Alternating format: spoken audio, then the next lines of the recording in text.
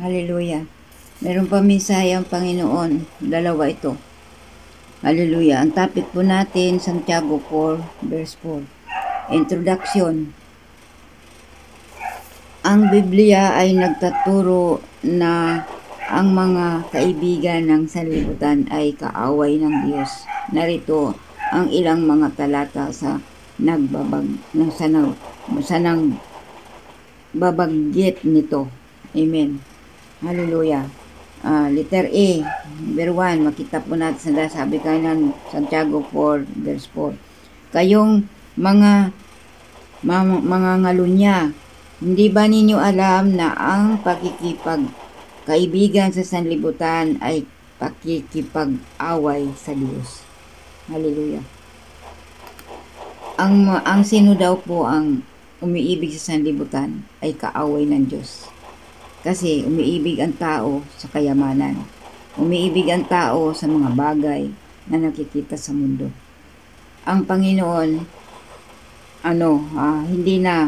hindi na naalala ng mga tao. Sila'y mga busy na. Kaya, ang Panginoon ay nagagalit sa mga ginagawa ng tao sa mundo dahil naging busy. Hallelujah. Hindi na naalala ang Panginoon na manalangin sa Kanya. Hallelujah. Sabi din dito sa letter E, number 1, Santiago 4, nakita, nabasa natin. Kayong mga ngalunya, ayun, nabasa natin pala. Ito na. Hallelujah. Dito na sa letter B. Pangalawa, unang Juan, chapter 2, verse 15 hanggang 16. Sabi doon, huwag ninyong ibigin ang sanlibutan, ni ang mga bagay na nasa libutan. Kung ang sino man ay umiibig sa sanlibutan, ang pag-ibig ng Ama ay wala sa kanya. Yan. Pag ang mga tao daw umibig sa sanlibutan, ang atin Ama wala din sa kanya. Hindi binabaling ang kanyang mukha sa mga tao nga ang minamahal ay ang mundo. Hindi nila minamahal ang ating Panginoon. Hallelujah. Ang pag-ibig ng Panginoon ay mawawala sa kanila. Hallelujah. Kaya mga kapatid, itong mensahe ng Panginoon, hallelujah, pagbulay-bulayan na ninyo mga kapatid. Hallelujah, Jesus. Letter C, number 3. At makikita natin ito sa Santiago. Nabasa natin hanggang Santiago 4, chapter 4 hanggang 12. Yan, basahin ninyo mga kapatid. Mula Santiago, chapter 4, verse 4 hanggang 12. Makikita niyo yung Santiago. Ngunit, magbukas kayo ng Biblia, mabasahin ninyo yon hanggang 12. Ngunit ang biyaya na ibinigay niya sa atin ay lalong dakila. Kaya't sinasabi ng kasulatan, ang Diyos ay sumasalungat sa mga mapagmataas, ngunit nagbibigay ng biyaya sa mga mapagpakumbaba. Yan. Ang Panginoon galit sa mga taong nagmamataas. Hallelujah. Ang Panginoon nagbibigay ng biyaya sa mga taong nagpapakumbaba. Kasi marami po ngayon sa mundo ang taong mapagmataas, tinataas nila ang sarili nila, hindi marunong magpakumbaba. Kaya ang Panginoon nandun nakatingin sa taong mapagpakumbaba. Binibigay niya ang biyaya para sa taong yun na marunong magpakumbaba. Hallelujah. Kaya, mga kapatid, nais ng Panginoon, mahalin ninyo ang Panginoon kaysa kayamanan. Mahalin ninyo ang Panginoon kaysa sanlibutan. Hallelujah. Hallelujah. Kasi, ang kayamanan sa mundo, mababaliwala lang yan pag dumating ang Panginoon. Magiging bula yan. Hallelujah. Hindi natin madadala sa langit ang kayamanan. Yung sino man dyan mga kapatid ang mayayaman, makarinig ng salitang ito, yung iba niyong kayamanan, itulong niyo sa mahirap, may may korona kayo sa langit. Tulungan ninyo mahirap ng mga taong walang makain. Tulungan ninyo mga tao nga walang may damit. Mayroon kayo gantimpala sa ating Panginoon sa pagdating ng hukom. Hallelujah. At huwag kayo mag-ipon sa mundo ng kayamanan, lalo ng pananalapi. Yan ay magsisira lang, mabubulok. Hallelujah. Mag-ipon tayo ng kayamanan sa langit, hindi dito sa lupa. Sapagkat kinalulugdan ng Panginoon ang mga taong marunong magpakumbaba. Hindi kinalulugdan ng Panginoon ang mga taong mapagmataas. Hallelujah. Hallelujah, Jesus. At galit ang Panginoon sa mga taong hindi marunong magmahal sa kanilang kapwa. Hallelujah. Hallelujah, Jesus. Tulungan ninyo ang mga tao na nangailangan ng tulong. Hallelujah. Para pagdating ng rapture, kayo makasama at maglingkod kayo sa Panginoon at magbagong buhay na kayo. Hallelujah. Dito tayo magwakas. Sa number 4, kaya't magpasakop kayo sa Diyos. Labanan ninyo ang diablo at siya'y lalayo sa inyo. Yan. Pag tayo daw po magpasakop sa ating Panginoon, lalayo ang diablo sa buhay natin. Kasi ang Panginoon nasa ating buhay na, nasa ating puso. Tutulungan tayo ng Panginoon kasi ang diablo, maraming binibigay sa mga tao sa mundo. Kayamanan, alalahanin, kung anong pinapanood. Hallelujah. Yung iba nanonood sa mga kasino, yung iba nagkakasino, yung iba nagsusugal. Hallelujah. Yun, nais ng Panginoon na tanggapin ninyo ang Panginoon sa inyong mga buhay. Kasi ang diablo nagbibigay sa inyo ng kaabalahan para kayo ay maligaw na landas. Pero pag ang Panginoon na nasa inyong buhay, magtatagumpay kayo. Pasakop lang tayo sa ating Panginoon. At yung diablo na yon lalayo sa atin. Hindi tayo guguluhin niya sapagkat tayo ay may kapangyarihan nang galing sa ating Panginoon. Hallelujah. Kasi ang diablo ngayon, talagang hindi na siya tutulog.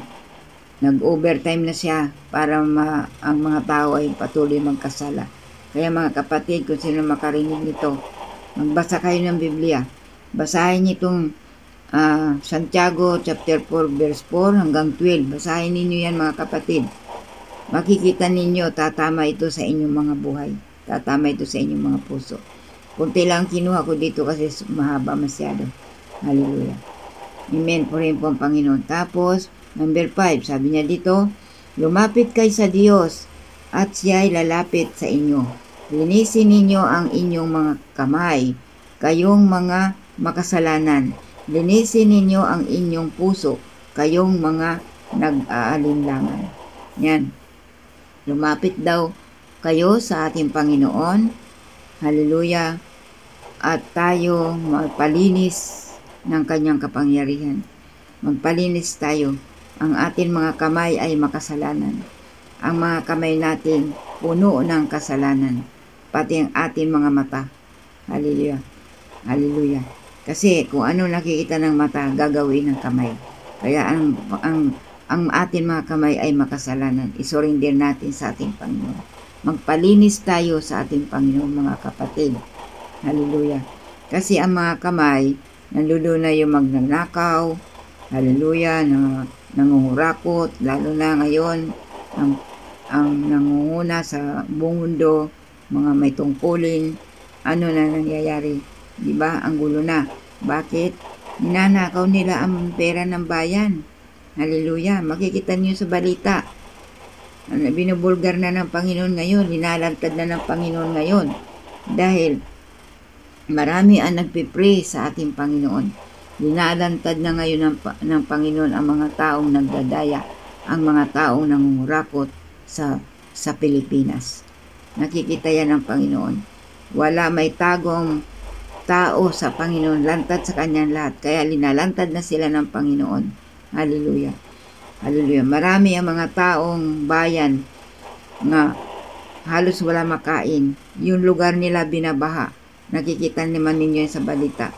Lugar nila binabaha, hindi nila pagawa mabuti ang mga paligid para hindi bahain ang mga tao na nakatira sa malapit sa ilog. Pero anong ginagawa nila? Kinukurakot nila ang pananalapi. Kaya kawawa naman yung mga tao nga binabaha sa lugar nila. Yan nga pera na yan, pera ng bayan. Pero anong ginawa?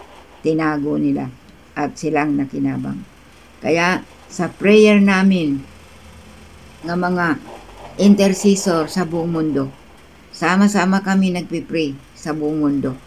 Hallelujah. Hindi lang ako nga sa intercessor sa online. Marami kami na nagpipray sa buong mundo. Hallelujah. Ngayon yung mga prayer namin na nagkakaisa kami manalangin sa Pilipinas, sa bansa o saan man, Israel, sa buong mundo. Sinasagot yan ng Panginoon. Linalantad na yan ng Panginoon. Ang mga kahilingan namin, ang mga pinagpipray namin, nangyayari na mga kapatid. Kaya yung inyong mga kamay, magpalinis na kayo sa ating Panginoon. Ang inyong mga puso, kung kayo'y makasalanan, huwag na kayo mag-alinlangan. Isurrenderan niyo sa Panginoon. Basahin na lang ninyo mga kapatid, kasi hanggang dito na lang tayo. Basahin na lang niyo mga kapatid sa Santiago chapter 4 verse 4 hanggang 12. Makikita nyo doon yun.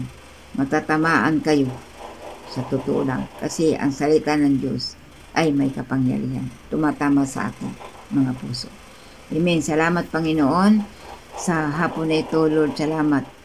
Nawa Panginoon makarating sa mga tao sa buong mundo ang mensahe mo at binigay mo sa akin upang evangelist sa YouTube. Hallelujah.